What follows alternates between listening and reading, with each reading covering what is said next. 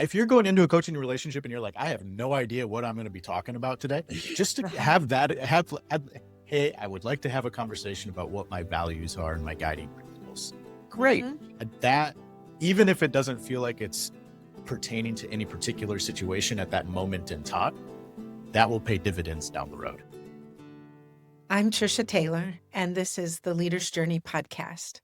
So maybe you are brand new to coaching. Maybe you're still even just considering whether you want to work with a coach. Maybe your organization is encouraging everyone to do that. Um, Maybe you've had a coach for a long time, whatever. Here's the question. How do you make coaching really work for you? How do you make sure that you're not wasting your money or your employer's money or your time or your effort? And how do you take advantage of all the ways that coaching can be, truly one of the most effective things you can do for your life and one of the most meaningful relationships that you have? And so I got to sit down with Nate Pyle this week to have a conversation about that, both as, we are both coaches and we both use coaches in our lives. And we had a conversation about how do you get the most out of that coaching relationship. Nate is an experienced coach with the Leader's Journey. He is a longtime pastor and he is also a very dear friend. I hope you enjoy our conversation.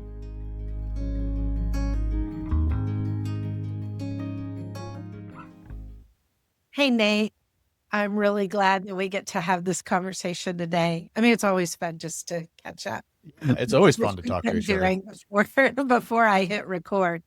But meeting today came out of a conversation you and I had about a month ago, where we work with several organizations where several or even all of their staff are being coached by us.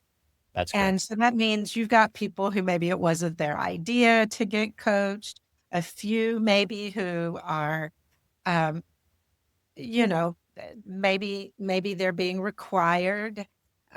Sometimes it's the kind of thing where people are intrigued and they love the idea of that being a perk of their employment. And it's like, I don't know what to do. Yeah. And so we said, let's have a conversation just about how to make coaching work for you. Because we've both found coaching to be transformative Yes. and, we want it to work for our clients. So here's my question for you as a coach. What do you wish every client, how do you wish they would show up to coaching so that they get the absolute most out of it that they possibly can? Yeah. For me, I love it when a client treats it sort of like the gym, right? You know that the results that you are going to get in the gym are proportional to the amount of work that you put into it. And a client who has that perspective when they begin a coaching relationship of like, this is not something that I can just be passive in, that I actually have to be active, that I have to show up, I have to do the work. That's when I'm going to get results from it. And so the clients who are both willing to and actually do that work, one, they're the most fun for me to work with. And two, they're the ones that I see the most transformation happen in their lives. So that's, if I could say it to any potential client out there, it is be prepared to do the work and want to do the work, and you'll get a lot out of it. I love that image that it's a lot more like some of our clients, because they don't know how it's supposed to work, show up more like it's a massage than like it's a gym appointment. That is so perfect. Yes. Right. It's a little bit passive and a little bit like, what are you going to do for me? Well, I'm only going to do for you what you're invite me into. Like as a coach, I always feel like I'm getting invited into the part of your life that you're asking me to come into. And then, but I can't do that magically. I can't just show up there. You've got to invite me in. You've got to kind of set the scene a little bit, you've got to set the table for the conversation in some regards of like, I would like to talk about this, or here's a goal that I'm working on, or here's a place that I'm struggling and stuff. Kind of set that scene, invite me as a coach into that. And now I feel like I can do some work. But if you're just like, so what can you offer me today? I don't really know what I can offer you today because I'm not 100% sure what you're wanting to do. And every coach is different, But Yes. I know that I show up, I ask my client, so what are we working on today? Assuming that we've gotten past maybe the very early stages or, we're past the point where we're working on one particular goal intensely. And I love it when the client will say, I just had this conversation with my boss and I want to think about, Mhm. what to do next. Or I'm trying to make this decision and I'd like to talk that out. Yep. Or I'm experiencing a lot of anxiety in this part of my work or my life. And I would like to kind of untangle what belongs to me and what doesn't, Yep. or whatever. I do the And same thing. I did the same type of beginning of the conversation. There's a little, catching up to do, but then it is, what do you want to talk about today, or what are you thinking about, or what's occupying your brain space as you come into this conversation? I do that same type of thing, and again, those who have done a little bit of even just prep work of this is the one thing I want to talk about, or here are two or three, and I'm going to lay them out there, and then we'll just see what happens. Those conversations, it doesn't take a lot of intentionality. It just takes that much intentionality to really begin to get something out of coaching. I think that's great because I think when somebody's a beginner with coaching, they don't know, am I supposed to say something? Are Mm-hmm. you supposed to tell me what we're supposed to do? And I think I would say, unless the coach is somehow, you know, I don't know, sidekick, the Right. client is the one that at some point has to lead. Yeah. And so, even for beginning coachees, to be able to say, I worked with a coach ages ago who made you fill out a form before every session. Oh, This really? is what I want to do. This is what we're going to work on. Um, I'm thinking about the role of goals here as well, because I think when somebody comes to us and they're paying out of pocket, they're pretty Mhm. clear what their goals are. Yes. But when their workplace is offering coaching as a perk, they may like the idea, but they don't really know. Yeah. Um, so Well, what they do may you not know, or they may even be a little suspicious of the idea. Like, is this therapy? Oh, yeah. I don't. I Yeah. have a therapist. I've had a client say, I have a therapist. Why do I need this? And I'm like, well, let's talk about that. But but we are different in that it isn't just therapy. I always think of it as we're trying to help you take effective action in the world, and part of the conversation then has to be a place where you're confused about what that effective action looks like, or like how you want to take it, or even just to get clear about your own thinking so that you can decide what that effect is going to and so, yeah, I always tell my clients, you get to set the table for our conversation. I'm not going to come in with an agenda unless it's something based upon a conversation we've had in the past. Really, Mhm. like, you are going to set the direction, and it's going to be based upon what you're experiencing, what you're wondering about, questions you have. It could be a goal that you have. Some of my clients, where our relationship begins is here are the 3 to 5 goals that I'm working on for the year. Can you help me hold me accountable? Can you help me figure out why I'm not making progress on these goals? That's often where it starts. Then, as we get more comfortable with each other, then they'll come in more with, hey, I had this conversation with a coworker and I think it made a mess. Can you help me figure out how to clean it up? That Yeah. usually is built after we have some trust in the relationship. Where you move kind of from the general to the specific. Yes. Yeah. Yeah. Which I think is fine. That makes a lot of sense to me that, people need to kind of get their bearings, figure out how we work, Mhm. that sort of thing. I'm thinking about, okay, so someone is going to get more out of coaching if they can clearly say, this is what I want to work on, or this is what's important to me, or this is what I have in mind. I'm also thinking about how clients show up maybe more, more in terms of how they show up to the call. Mm. So, for example, you mentioned active rather than passive. Mhm. Uh, and I might add to that something like curious. In so many spaces, especially at work, you want to show up like an expert. You want to show up like you know what you're doing. You want to show up like, you know, you don't want to be particularly vulnerable, and you want to be the person that, the person in the room who knows. And that's just the opposite of how to Mm, get something out of coaching, totally. right? I mean, Yes. and so sometimes I will ask certain clients of mine to come with a research question. And this is a Mm, family systems idea. Like, come to the call being able to articulate what you're wondering, what I you're love that. thinking. I Yeah. totally am going to steal that. You are welcome to it. I spelled it, you know. But for example, a great research question is, I'm wondering, what I could do in order to get unstuck in this area. Or I'm wondering what might happen if I put together a plan to practice such Mm, and such in this yes. particular situation. Or, that sort of thing. But to come with the curiosity and to set aside the idea I have to be the expert. Yeah. Yeah. Even one question as you were talking about that comes up, and this is something that this is a conversation that I often have with my clients, but not under the umbrella of sort of a research is uh, what kind of action could I take that I normally don't? Oh, Like what is the way that I would normally respond to this situation? What would be a way that would be different than how I normally respond? And would that be something that I'd be interested in taking on? one of the questions that I think is so normal for us humans to come to coaching with is, how can I get somebody else to change? Yes, And yes. what you're saying is, how can I approach a situation in a different way that requires me to change?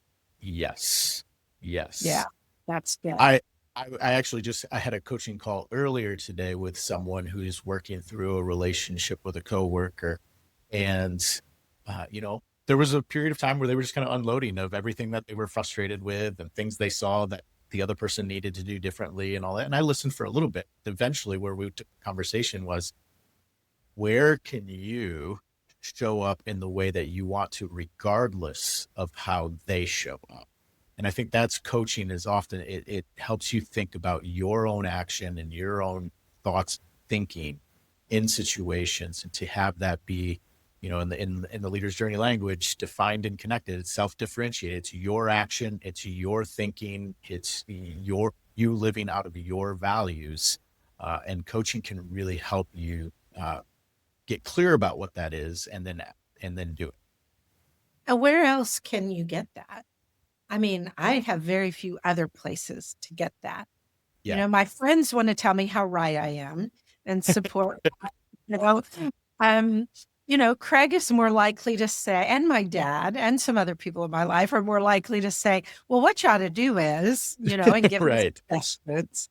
Yes. And the idea of having like 45 or 50 minutes just to Mm, kind of think with someone. But one of the things you said that I think I appreciate it when somebody tells me, I want to vent for a little while, and then I want to look at how yeah. to handle this or something like that. And that way I know, okay, we're venting, and I Yes. can kind of set aside some time for that. What and that's I've said this to my clients before, that one of the ways to use a coach is a release valve or a dumping station for where you can put your anxiety.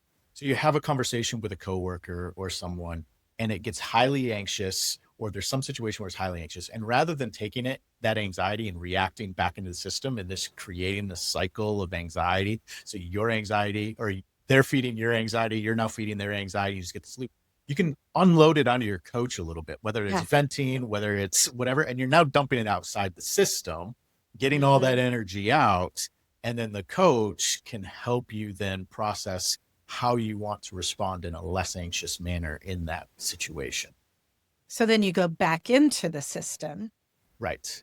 Less and anxious. now you've thought about it and you have a plan and so forth. And you didn't fire off that email that you later regret, or you didn't Yeah. overfunction, or whatever it might be, right? You were able to not do that because you unloaded it and that anxiety on your coach.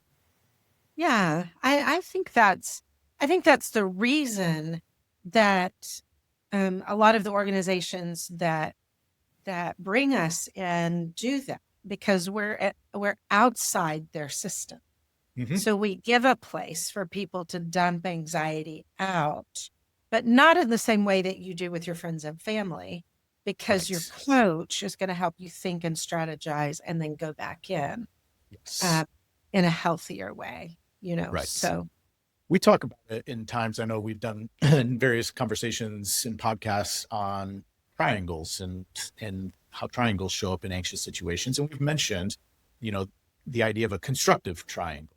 And a coach can be that where the coach is listening, but the coach is also helping you then to go back into that relationship, that one-on-one relationship, and handle that in a way that uh, that has integrity and is consistent with your values and who you want to be. ooh, consistent with your values and who you want to be. I would say anytime you're not sure about what to talk about with your coach, that's a good one. You Yeah. know, work on defining those values and guiding principles for yourself. Yeah. Yeah. If you're going into a coaching relationship and you're like, I have no idea what I'm going to be talking about today, just to Uh-huh. have that, hey, I would like to have a conversation about what my values are and my guiding principles. Great. Mhm. That, even if it doesn't feel like it's pertaining to any particular situation at that moment in time, that will pay dividends down the road. I think people sometimes are worried about how much do I have to talk? You know, like quiet people, especially, are afraid. You know, I just don't know that I have all that much to say. And I'm very, I mean, I always have plenty to say, but I'm very sympathetic to that idea because nothing's more fun than having to just kind of make stuff up to keep the conversation going. Yeah. And there are a couple of things that I've found. First of all, I have found that most of my clients who are afraid of that find that that's not true. That a couple questions in, Mm-hmm. good, thoughtful questions, and Yes. if they'll let themselves just go with it, they have plenty to say. They are sometimes the most thoughtful clients who can kind of listen to themselves talk and come up with their own solutions. But also, I think being able to just say, I don't know what to say. Your coach can Mm-hmm. help with that, right? Yeah. Or to Mm-hmm. say, this is where I always get stuck and let your Mm-hmm. coach help. Or I think for people that really are concerned about that, schedule a half hour, you know, a half Yeah. session instead of the full thing. And Yeah. that it's no law that says that it has to be 50 minutes, you know, Yep. schedule 15 minutes, schedule 25 minutes, whatever. Yeah. Um, make Yeah. it work. Sometimes that's all that's needed. I recently had a call with a client and it wasn't one we had scheduled. They had a particular situation come up and he just said, I need 15 minutes Uh-huh. to I have this particular thing came up. I'm not happy. I don't feel like it was settled. How do I go back and start that conversation again over again? And so Yeah. we talked about it. It took us like 15 minutes on that one thing and then he was on his Mhm. way. And your coach will prorate the fee and, you know, right? Yep. I mean, we can figure that kind of thing out. We can figure out how to use the clock. The other way I think people get in their own way is that sometimes I'll run across clients who want to talk the whole time. Like Mhm. I could get up and go make my coffee and, you know, watch half of a TV show and go out and get the mail and come back and they would not have noticed. And I think it's important to know coaching is always it's something we do together. Mm. It's and so whereas I try to shoot with my clients that they do 70% of the talking or so, you know, Yes. I do 30%. That's my goal. I still think my 30% is important. And I love it Hmm. when clients ask me, what feedback do you have for me? Or what do you see that I might be missing? Hmm. Or, you know, is there anything you're not telling me? Yeah. And Yeah. I, Yes. Yeah. Yeah. I think that is so important to, as coaches, one part of what I see my responsibility as a coach is to be curious on your behalf about you. So Mm. allow me the space to have the questions, to ask the thing about you, because maybe it's not something that you've asked about yourself. And if you just keep talking the whole time, you're only going to share with me really what you know and what you've experienced. And that actually may be how you're showing up in another place too, but that's a whole part of the coaching conversation, right? Really?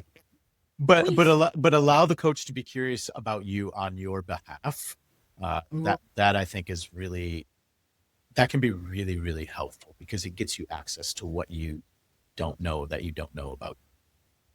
Oh, that's really good. Let the coach be curious about you.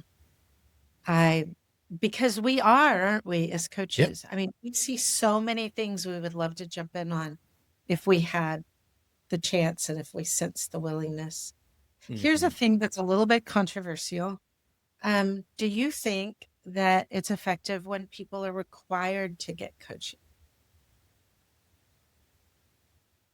I don't, I think, again, you're going to get out of coaching what you put into it. So if you begrudgingly go in, have to get coaching, and then you just are resistant to it and you aren't willing to do,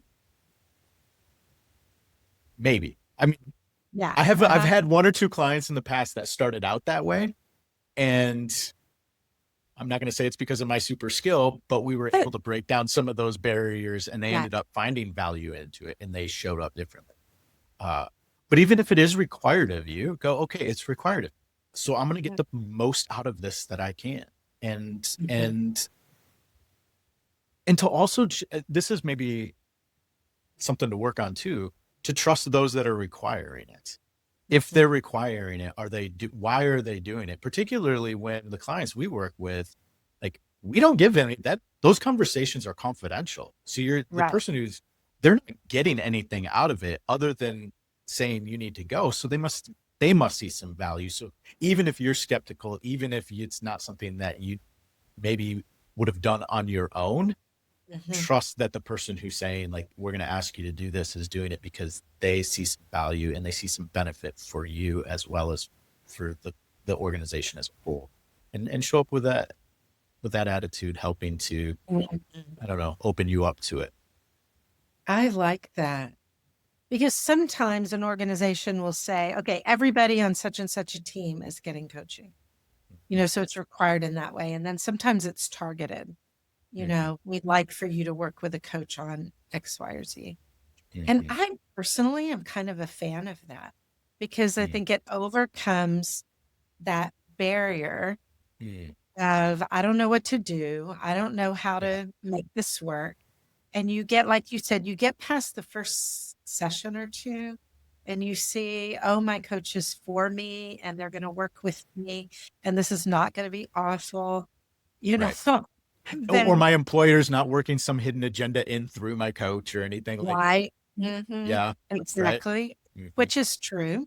Yeah. And so, yeah, anything else Well, that, on that note, I would also, again, and this is one of the things that I think we as coaches try to help our clients with, is to find the empowering meaning in the different situations that you're in. And a disempowering meaning, so something that kind of takes you out of the game, so to speak, or pushes you towards inaction, would be, my employer is making me do this and it's just taking time away from the projects that I'm working on. That would be a disempowering meaning that negatively impacts how you're showing up to coaching.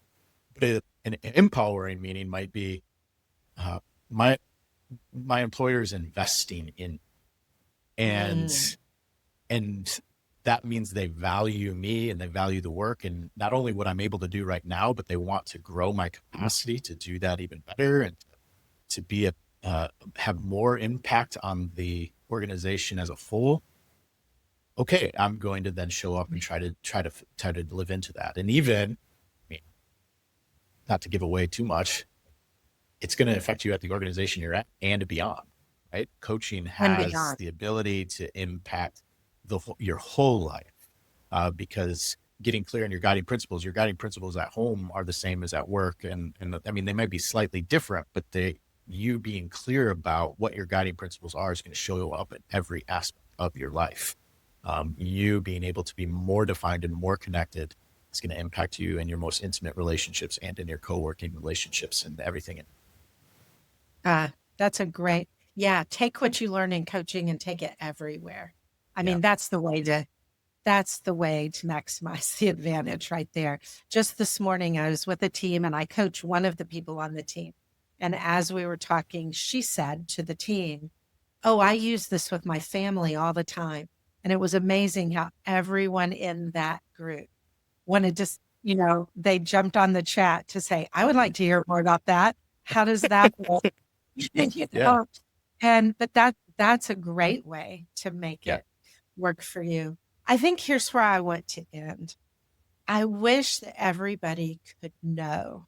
Because you can't know because you're not, but maybe you could just believe it when we say, we love our clients. We are Oh, for our clients. yeah. I mean, we are not judging. We are Mhm. not sitting there thinking you're doing it wrong. We Mhm. want to make it easier for our clients to get everything out of that. Yeah. And I'm not sure they can know that until they get to know us. So I guess I would just say, assume that's true. Yes. From the very beginning. Yep. Yep. I All would agree. right. Well, I hope this is helpful for people who are beginners with coaching, but also if you've made it all the way through here. I mean, lots of people I think are really great about having a coach and are not necessarily great about using a coach. And so hope this is helpful. As always, if we can be helpful to you or your organization with a coaching or leadership development, let us know, theleadersjourney.us. All right. Thanks, Nate. See you next Thank time. you. Bye. Bye-bye.